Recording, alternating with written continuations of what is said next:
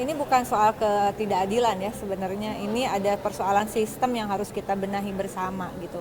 Dan akibat sistem itu kemudian terjadi ketidakadilan. Jadi kita tidak bisa melihat single issue bahwa ini ada ketidakadilan. Nggak sesimpel itu. Ini harus ditarik bahwa saatnya ada suatu sistem jaminan sosial nasional yang terintegrasi dengan sistem digital pemerintahan dan sistem pendataan pemerintahan yang komprehensif dari tingkat desa, kemudian tingkat pemerintah daerah, kabupaten, kota, provinsi, dan juga sampai tingkat pusat begitu. Oleh karena itu saat ini kami sedang memperjuangkan lahirnya rancangan undang-undang Satu Data Indonesia. Karena ternyata selama ini data kita itu terpecah-pecah begitu ya, yang kemudian kita harus semua institusi, even presiden pun harus mengacu pada data BPS yang diatur dengan undang-undang tentang statistik yang dibuat tahun 97 lalu direvisi tahun 99. Ini adalah bagian dari paket reformasi 99 yang sebetulnya harusnya undang-undang ini juga ikut direvisi untuk mengintegrasikan dengan sistem pemerintahan daerah yang diatur dengan undang-undang Pemda dan sistem rekognisi desa yang diatur dengan undang-undang desa. Nah, pertanyaannya apa kaitannya dengan 11 juta rakyat yang dibekukan penerima bantuan iuran? Sebelum itu saya mau kita flashback sedikit bahwa BPJS itu tidak lahir tiba-tiba. Diawali dengan undang-undang tentang sistem jaminan sosial nasional yang mengamanatkan bahwa setiap rakyat harus dilindungi kurang lebih dari lahir sampai lahat. Ini adalah juga amanat dari konstitusi, amandemen keempat khususnya, bagaimana jaminan sosial itu masuk sebagai hak konstitusional rakyat, lalu kemudian lahirlah undang-undang sistem jaminan sosial nasional yang di dalamnya meminta ada tentang Badan Penyelenggaraan Jaminan Sosial yang dalam Undang-Undang 40 2004 tersebut harus 5 tahun dibuat begitu. Tetapi karena selama 5 tahun saat itu pemerintahan Pak SBY tidak sempat membuat, maka kemudian disusulkan namanya Undang-Undang BPJS. Undang-Undang BPJS itulah saya termasuk salah satu inisiatornya begitu. Di dalam Undang-Undang BPJS itu kalau tidak ada badan, maka 5 jaminan sosial yang diamanatkan konstitusi dan Undang-Undang SJSN tidak akan jalan. Apa saja jaminan sosial itu? Yaitu jaminan kesehatan, kecelakaan kerja, pensiun, hari tua, dan kematian. Lalu kemudian disahkan Undang-Undang BPJS pada tahun 2011 ya. 2011 kalau saya tidak salah. Lalu kemudian disahkanlah Undang-Undang BPJS nomor 2004 tahun 2011 di mana mengamanatkan ada 2 badan penyelenggara jaminan sosial. Yang pertama adalah penyelenggara jaminan kesehatan yang disebut dengan BPJS Kesehatan. Yang kedua adalah badan yang menyelenggarakan 4 jaminan, yaitu jaminan kecelakaan kerja, pensiun, hari tua, dan kematian. Untuk siapa? Untuk seluruh rakyat. Kecuali dalam komposisi TNI, Polri, dan PNS itu ada keterkaitan dengan Taspen dan Asabri yang juga harusnya masuk dalam sistem jaminan sosial nasional gitu. Tapi akhirnya ya seperti itu. Ada korupsi besar, uang pensiunan sampai dipakai judi. Jadi kesel. Oke.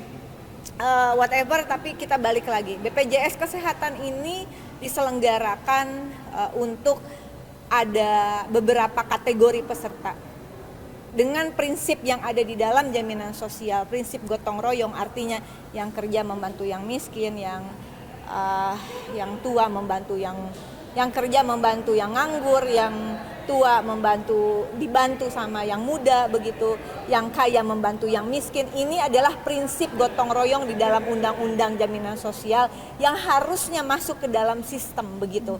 Dan saya harus mengatakan bahwa ini bukan uangnya pejabat. Ini adalah uang rakyat. Dari mana asalnya? Dari iuran itu tadi. Nanti masuk dalam skema penerima bantuan iuran begitu. Ya, bahwa sebagian dari APBN, tapi sebetulnya ada akumulasi. Kita yang membayar itu kan tidak selalu sakit. Ya. Nah, itu ada sistem yang kemudian berputar seperti itu. Kenapa kemudian ini juga sumber lainnya adalah tentu saja dari pajak rakyat, tapi juga dalam skema cost sharing antara pekerja dan pemberi kerja, di mana yang tidak mampu itu ditanggung oleh negara begitu. Nah, kenapa demikian? Karena kita menganut sistem yang berbeda dengan Inggris. Orang mengatakan ditanggung 100% ketika pajak progresifnya tinggi sekali. Jadi orang nggak ada lagi cost sharing untuk ini. Tapi di sebagian besar negara kita cost sharing begitu. Balik lagi, penerima bantuan iuran itu diamanatkan ditanggung oleh negara dalam arti bukan duitnya pejabat negara. Ini uang APBN yang notabene adalah uang rakyat. Nah, kemudian kita masuk ke dalam Perpres 118 2025 rincian dari APBN 2026. Di situ diamanatkan total sekian puluh triliun untuk kurang lebih 147 peserta penerima bantuan iuran, 140 sekian juta peserta penerima bantuan iuran. Nah, tetapi di dalam data Februari 2026 ini, itu ternyata juga ini yang saya akan selalu kejar terus, karena tidak semua orang tidak mampu itu ditanggung oleh APBN. Ternyata masih ada yang dibebankan kepada APBD. Pertanyaan saya adalah bagaimana verifikasi dan validasi datanya ketika ada orang yang ditanggung APBN, ada yang ditanggung APBD. Bisa-bisa double kepesertaan sebetulnya peserta PBI, penerima bantuan iuran dari APBN atau dari APBD. Karena tidak ada verbal yang menurut saya itu bisa dipertanggungjawabkan. Nah, ada katanya ground checking. Nah, saya balik ini soal data ini. Jadi kalau ada orang yang mengatakan bahwa 11 juta orang yang tiba-tiba dihilangkan, quote and quote, itu adalah persoalan hulunya, adalah pendataan.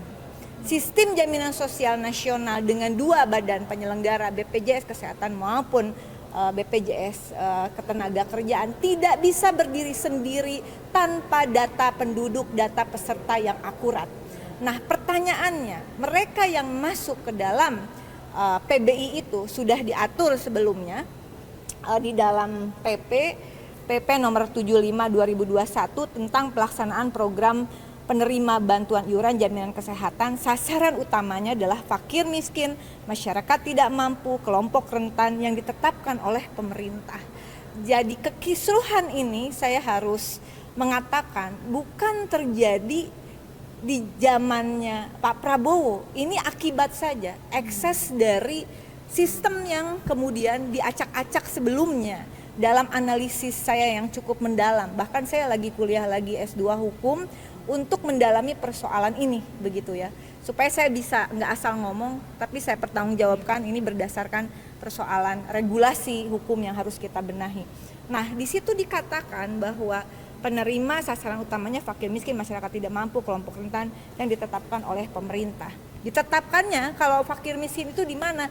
Ada undang-undang tentang penanganan fakir miskin yang itu sebetulnya dalam tanda kutip wali datanya adalah Kementerian Sosial. Ya, tetapi publik harus tahu Kementerian Sosial tidak lagi menjadi penentu mereka yang disebut dengan fakir miskin, penerima bansos atau penerima bantuan iuran.